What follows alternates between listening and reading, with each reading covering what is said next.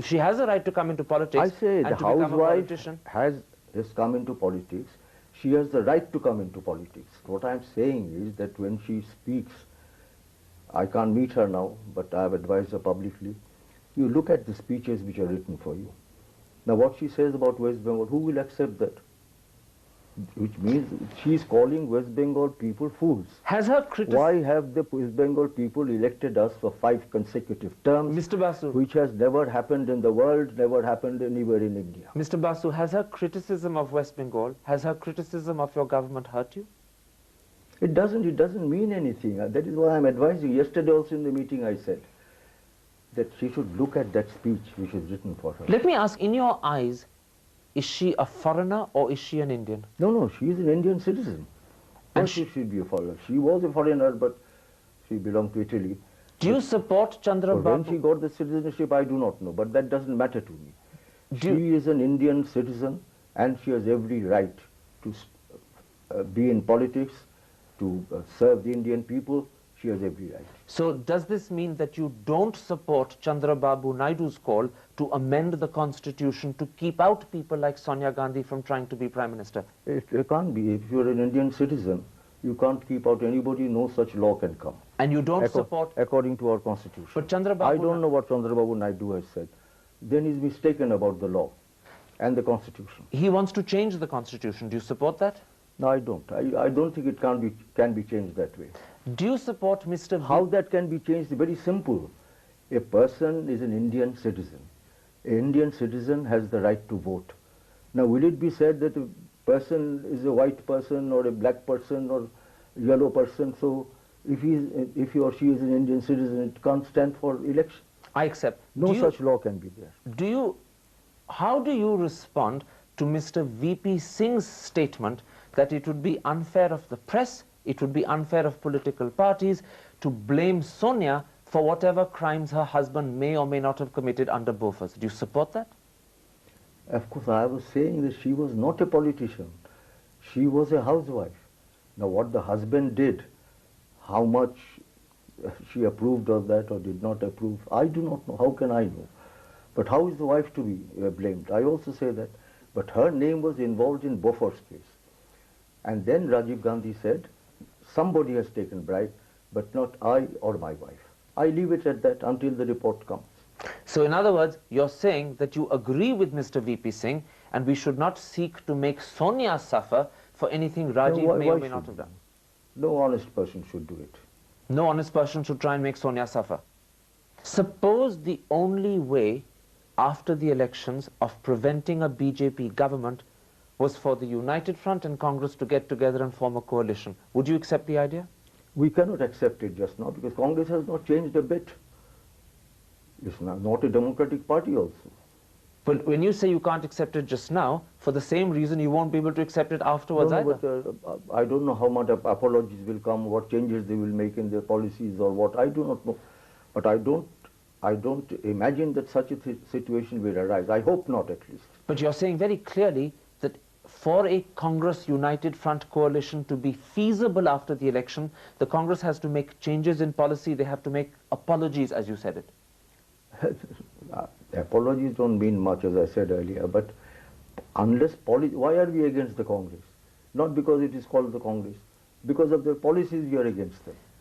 So, and with those same policies, I saw in their manifesto, they have gone to the people, they have not been self-critical at all. But then so how can we even imagine? Then if you are unable to form a government, we are working in parliament, we are working outside, we have been working in the opposition, we sit in the opposition. But Chief Minister, then you are saying something else. But no opportunistic alliance should be there. But then Chief Minister, you are saying something else as well. If there should not be an opportunistic alliance, and if a Congress-UF alliance looks so impossible as you say it does, then you're also saying by implication that a BJP-led government, whether a majority or a minority, looks more likely. I don't think so. At the moment, I don't think so. No, but sir, it has to be one or the other, because if you're ruling out a Congress-UF alliance... At the moment, I think the United Front will get a majority. On its own? On its own. You seem to be the only one saying it. I don't know, then I am the only one, and the people should say it now. Okay. Through the votes. Let me then put it like this. If the United Front doesn't get a majority, and if it looks that the BJP could form a government either on its own or with its allies, then in that situation, will you overcome your concerns and hesitation about the Congress and get together to keep the BJP How? out? What is? I don't know the Congress program. If it is the same program, we would rather sit in the opposition, according to me. Therefore, you are proving my point, Chief Minister, that in those circumstances, it looks most likely that the BJP, whether in a minority or a majority, will end up forming the government. I don't think so. Because you're that saying... is not my reading of the situation up to now. But you're saying... I think the people are more and more understanding the danger of the BJP, so that their seats will go down, even with the opportunist alliances which they have. I call it a uncivilized party. I think the people will also understand that and bring them down. In May 1996, your party refused to join the United Front government and prevented you from becoming its Prime Minister, and you said that was a historic blunder. Had you been Prime Minister, would the United Front government have lasted longer? I don't think such a situation would have arisen yet. I don't know about 5 years, but I don't think such a situation would have arisen. That is my estimate of things personally. Tell me something else. In what way would the United Front government have been different had you been Prime Minister? That I cannot go into details. But because I have... Why did they ask me? Not because they liked my face.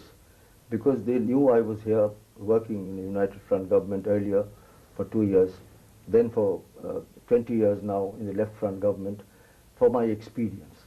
I think that would have been useful for all the partners in the United Front. That is why they asked me. And the same experience that gives you confidence to say that had you been Prime Minister, the government would have lasted longer. Well, that is my surmise. You see that if our party was there, which has played a very significant role in keeping them together, then maybe that such a situation would not have arisen. My last question, sir. Is there any age at which a man becomes too old to be Prime Minister of India? Communists don't seem to think so. But there should be some cases where people have to retire if they are unable to function, unable to carry out their mission. Then, whether you are young or old, if you are unable to do that for health reasons, then whether young or old, one should step back to give others a chance. They say that civil servants retire at 58. They say that army officers retire at 58. Why shouldn't politicians retire at 58? No, because it's different. Army, politicians, and it's quite different spheres you are talking about. So as I say in our party, for instance, we say, as long as you can work, whatever your age, if your brain is functioning, if you are able to operate, then you have to carry on till the last breath. That is what we say. Chief Minister, at that point, thank you very much for this wonderful opportunity to talk to you so openly. That's it for this week in Focus. We'll be back next week with another politician. But today, from the Chief Minister of West Bengal's residence in Salt Lake, Calcutta, goodbye.